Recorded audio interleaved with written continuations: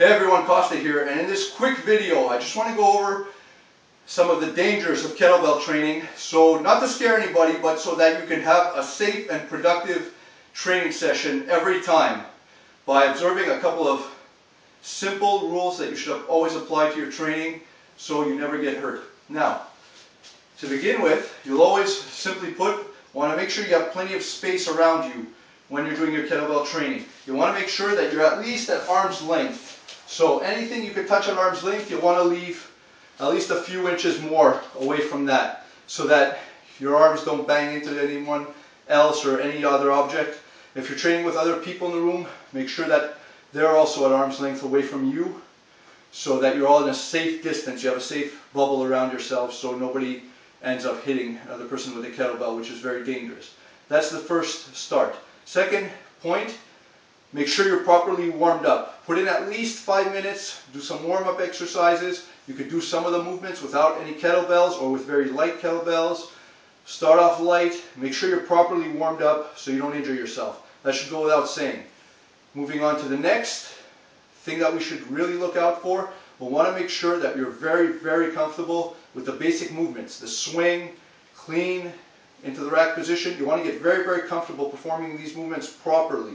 By doing that, not only are you strengthening all your joints, ligaments, warming yourself up and getting yourself ready to take the punishment of kettlebell training, you're also in the long run conditioning yourself against injury. So you want to make sure that you're performing the lifts properly and grounding yourself. Stability is very important. Pushing your feet into the ground when needed to accent your stability, and performing swings, very important. Critical movement. Variations of swings you could be performing, that's all right.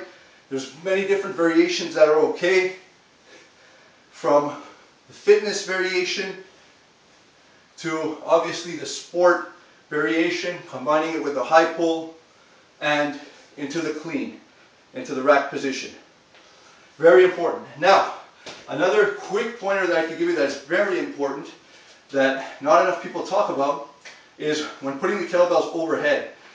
Most dangerous thing that can happen with kettlebell training, one of the most, is when bringing the kettlebell into the clean and let's say going into a jerk or any overhead movement. If your arm is completely, your palm facing forward and your elbow out to the side, if your arm gives away at any time, you could hit yourself in the head with a kettlebell. This is very dangerous. You'll always want to make sure that no matter what press you're doing, push press, military press, overhead press, a jerk, anything you're doing, you'll want to make sure that the kettlebell is at an angle. Your both hands are in a triangle position, so they're facing each other but not completely facing each other, as this will tire out your tricep. You'll want them slightly facing each other. Your elbow will be forward, slightly angled forward. Your palm will be angled in this way. So what happens if the kettlebell falls from here, let's say it gives out, it's not going to hit me in the head. I'm much more likely to catch it. From this position, much more likely to just catch it and absorb it there instead of it falling on my head if my arm gives way. This is very important.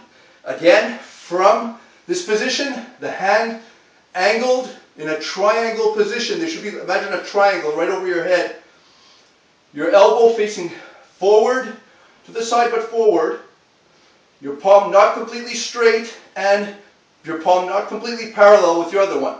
Angled out so that if you drop it, you'll catch it right off your upper arm and shoulder and not on your head. Very important. Another quick tip, chalk your kettlebells if you need to. Be very careful. As your palms get sweaty, the kettlebells have a tendency to slip. If you're doing especially traditional style swings and the kettlebell slips out of your hands, it can go flying. Make sure that there aren't any other people, especially ahead of you, behind you, in your immediate vicinity. Make sure children, pets, be very careful if you're training.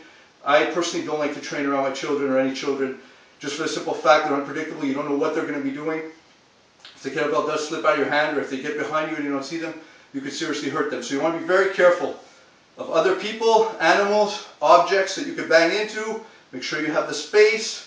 Make sure when you're lifting the kettlebell over your head, you're holding a proper position so If the kettlebell falls, it doesn't crack you on the head, which is a very, very dangerous part of injuring yourself with kettlebells. Another quick tip I could give you really quickly, you'll notice with the rack, my hand is scooping under the kettlebell. I'm never bringing the kettlebell up over and slapping myself on the wrist.